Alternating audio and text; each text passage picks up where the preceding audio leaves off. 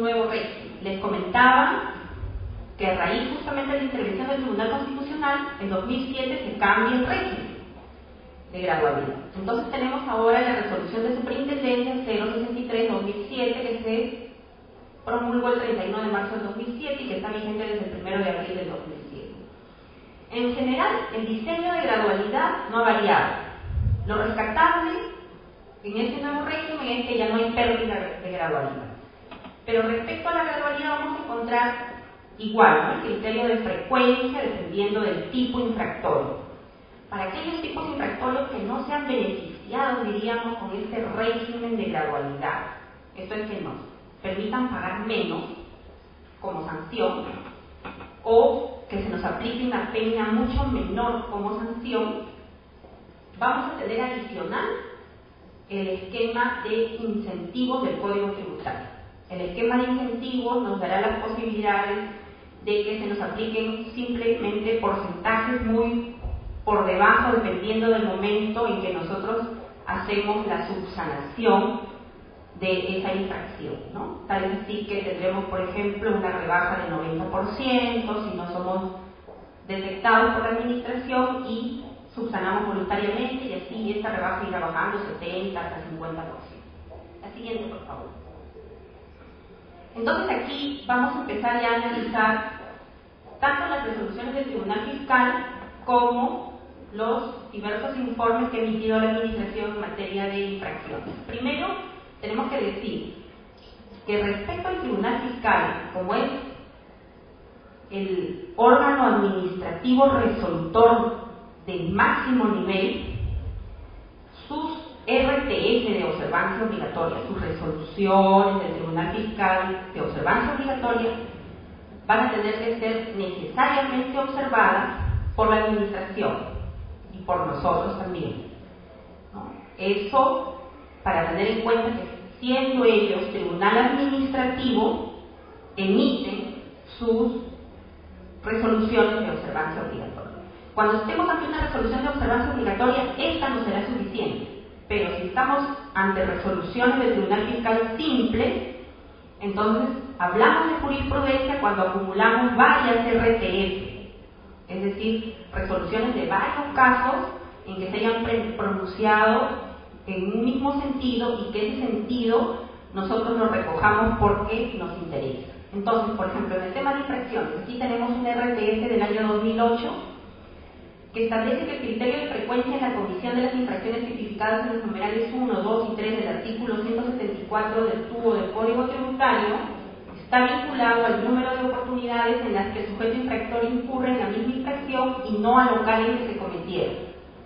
Lo que sucedía antes de esta RTF de observancia obligatoria era una duda respecto a si primero se cometió la infracción en un establecimiento principal y después en otro establecimiento, cómo me aplicaban las sanciones, porque para esta infracción, que es no emitir comprobante de pago, la sanción va a ser multa y después cierre, ¿no? Entonces, definitivamente, si aquí por ser primera y aquí por ser primera me van a aplicar multa, para algunos eso les va a ser más beneficioso que el que les apliquen multa y cierre.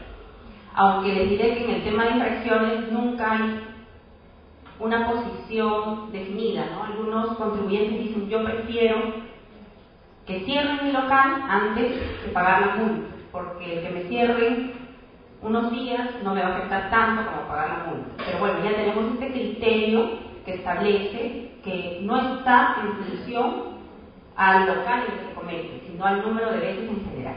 La siguiente, por favor. Tenemos aquí otra RTF de observancia obligatoria del 2007 que nos habla acerca del plazo de prescripción. Por eso explicamos lo que era la prescripción, ¿no? Tras transcurso del tiempo que va a determinar que se pierde el derecho a accionar. Aquí nos va a decir el plazo de prescripción de la facultad de la Administración Tributaria para aplicar las sanciones de las infracciones consistentes en no presentar las declaraciones que contengan la determinación de la deuda tributaria y ser detectado por la Administración, así como la de no presentar las declaraciones que contengan la determinación de la deuda tributaria dentro de los plazos establecidos, tipificadas en el numeral 1 del artículo 176 del TUO del Código Tributario y sus modificatorias garantizado por la ley 27038 es de 4 años. ¿Esto por qué? Porque se estaba teniendo el criterio por la administración de que eran 6 años. El cómputo de la prescripción para que lo sancionen eran 6 años. Y aquí el Tribunal Fiscal, haciendo una interpretación sistemática, encuentra que es 4 años. Y es un RTF de observancia obligatoria. La siguiente, por favor. Esta sí no es de observancia obligatoria, pero como ya son resoluciones últimas, las he considerado convenientes colocar. Aquí nos habla acerca de, por ejemplo, el requerimiento del libro de junta de accionistas. Aparentemente, el que nos requieran el libro de junta de accionistas no tendría sentido, porque no es un libro contable. Entonces, para este caso, el contribuyente reclamó y después apeló, fíjense, llegó hasta el Tribunal Fiscal con su posición de que no debían exigirle el libro de junta de accionistas. Y el Tribunal Fiscal encontró que al no haberse presentado el libro de junta de accionistas, para efecto de validar la información declarada en el RUC con respecto a los directores y accionistas o socios que se mantenían en un periodo determinado, según el resultado del requerimiento correspondiente, se encuentra acreditada de manera objetiva la infracción tipificada en el numeral 1 del artículo 177 del Código Tributario. Entonces, también no atender un requerimiento de la administración, incluso de este tipo de libros, va a generarnos estar incursos en una infracción. La siguiente, por favor. La infracción por no presentar por presentar más de una declaración rectificatoria relativa al mismo tributo inferior. Tampoco es de observancia obligatoria, pero fíjense, en este caso se presentó una declaración mensual del impuesto a la renta IGB y no rectificatoria sobre el mismo tributo inferior. El Tribunal Fiscal confirma en cuanto al IGB, pero respecto al impuesto a la renta revoca en base a la siguiente consideración. Esto quisiera que lo analicen porque tanto hemos hablado de la objetividad, hemos recalcado la objetividad, que esta resolución del Tribunal Fiscal está siendo cuestionada por los tributaristas, justo por el tema de objetividad, porque fíjense cómo resolvió. En base a la siguiente consideración, respecto al IR, revocó, o sea que le dio la razón al contribuyente. ¿Cómo así? Sostiene, se aprecia que en la segunda rectificatoria la base imponible del impuesto a la renta únicamente difiere del anterior en un solo monto tan diminuto que el tributo determinado en ambas resulta idéntico, de modo que su inmaterialidad no podría determinar que la recurrente hubiera incurrido en infracción determinada. ¿No? ¿Qué les parece? O sea, estábamos hablando de la objetividad. El Código Tributario lo que presentar más de una rectificatoria constituye infracción. Y aquí lo que ha dicho el Tribunal Fiscal es porque hay una diferencia simplemente de un solo, hay una inmaterialidad y en consecuencia no está en curso el contribuyente en infracción. Este RTF está siendo cuestionado. La siguiente, por favor. Aquí les he anotado 2 RTF sobre el principio del non bis in idem.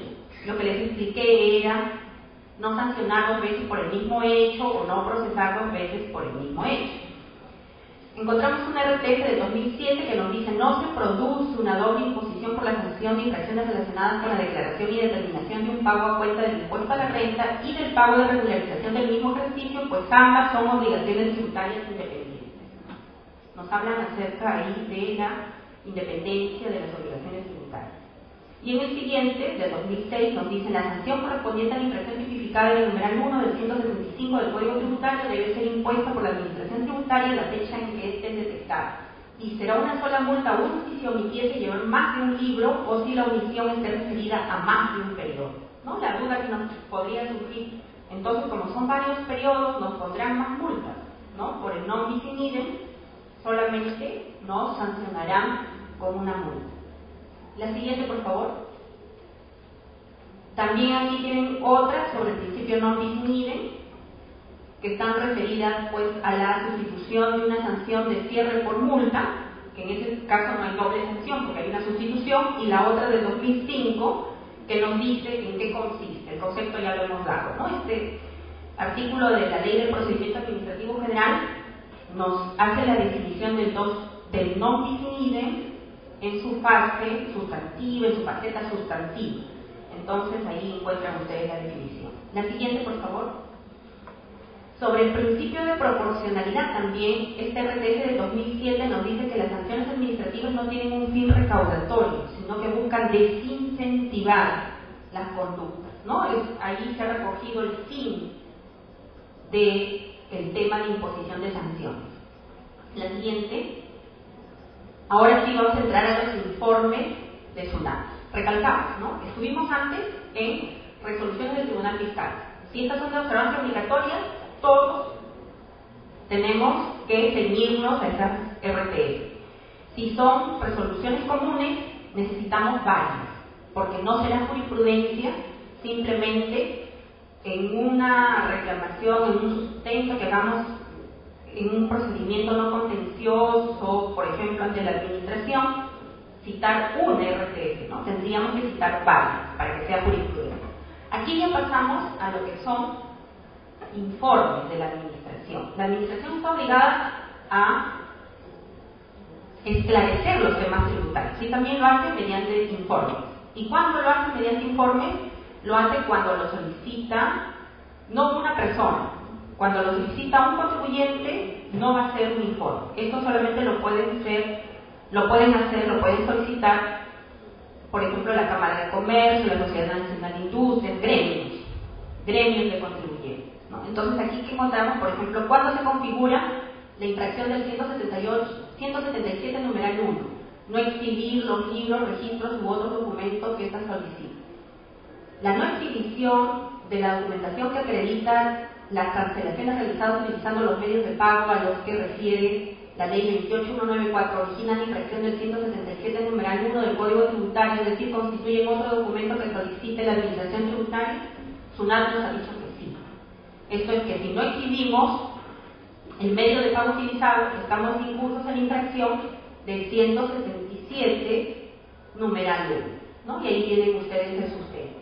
La siguiente es la consulta sobre